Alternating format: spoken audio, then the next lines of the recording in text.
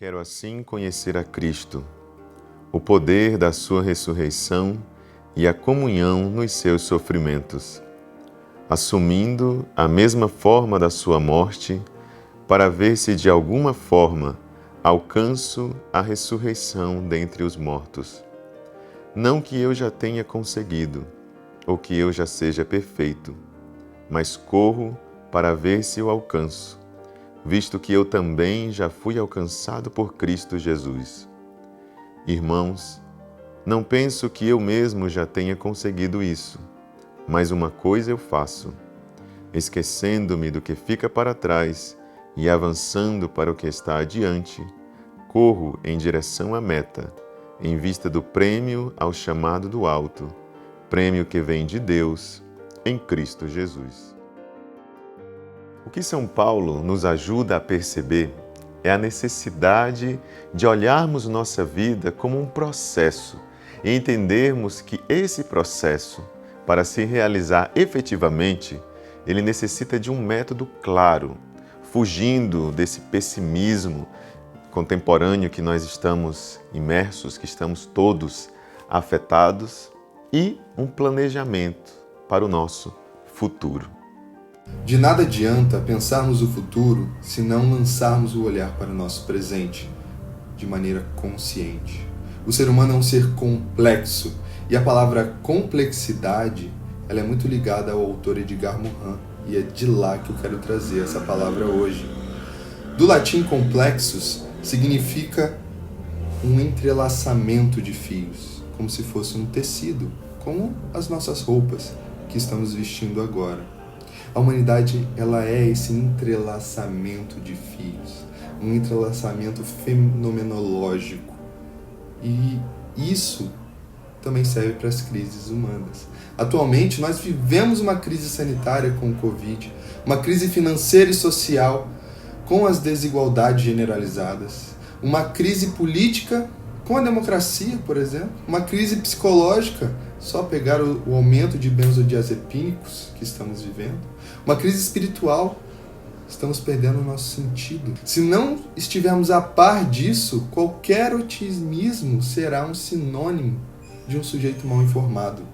O grande problema, nesse caso, é que em nenhum momento nós soubemos responder de maneira adequada a essa crise generalizada, essa crise complexa. As tentativas, elas não passam de uma cortina de fumaça diante dessa crise inteira. E muitas vezes para deixar o sistema fluir como ele está fluindo. E o motivo está no método que usamos. O método como caminho que a humanidade tem traçado para viver no planeta. Estamos tentando cartesianamente, ou seja, com um paradoxo antigo, separar as crises, esquecer e excluir algumas delas também. Muitas vezes, até com a desculpa que tal crise não pertence ao meu país. O Leonardo está nos propondo um método. São Paulo também nos oferece uma possibilidade. Quando ele diz, esquecendo-me do que fica para trás e avançando para o que está adiante, corro em direção à meta. A gente precisa perceber, prestar muita atenção nessa leitura que nós ouvimos no início desse vídeo, que São Paulo não está dizendo que nós devemos nos esquecer do passado, porque o passado ele é um grande aprendizado. Mas ele diz que está numa corrida, corro em direção à meta. Então ele se esquece daquele que ficou para trás. Nessa corrida, a gente vai ultrapassando uns aos outros. Quem é que fica para trás? Fica para trás quem está preso, apegado ao seu egoísmo, ao seu individualismo, à sua mesquinhez. Esse fica para trás. Esse é o que nós devemos esquecer. E olhar sempre para frente. Olhar para o nosso futuro. Acreditar nesse futuro é sinônimo de acreditar no ser humano.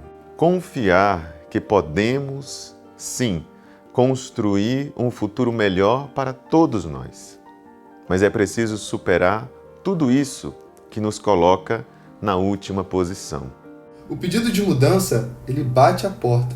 Se pudéssemos escolher algum lugar para colocar o otimismo ou o futuro seria numa comunhão da consciência, em que a consciência de cada um de nós, não importa o cargo, posição, religião, ela transmuta e trabalha globalmente em prol da segurança, da saúde, da maneira de ser e estar no mundo, mas sempre de uma maneira e de uma preocupação global.